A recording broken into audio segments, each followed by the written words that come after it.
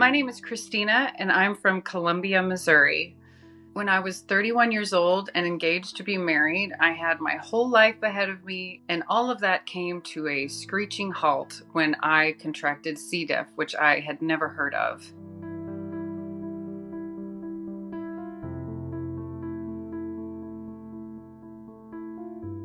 I was in the hospital 6 times over the course of 7 months without food, not able to drink. I could hardly stand.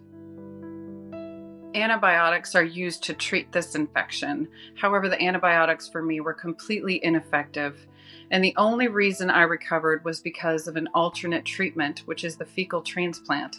And if that hadn't been available, I would have surely died.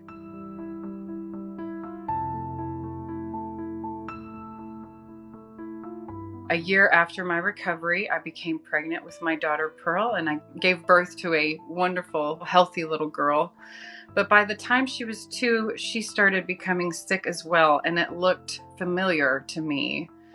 It looked scarily familiar to me, and she was diagnosed with a C. diff infection. But thankfully, the Mayo Clinic also performed a fecal transplant on her, which of course saved her as well. When I found the Peggy Lillis Foundation, I found people that had suffered just like I had, and people that had lost loved ones. And together, there's just so much that we can do. We're attending meetings, we're educating, we're doing advocacy.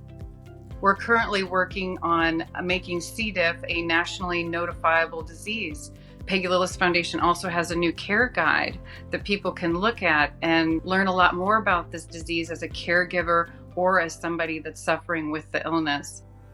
A year and a half ago, Christian Lillis, who is the executive director, and I were invited to attend a meeting at the CDC. And we met the director at the time of the CDC.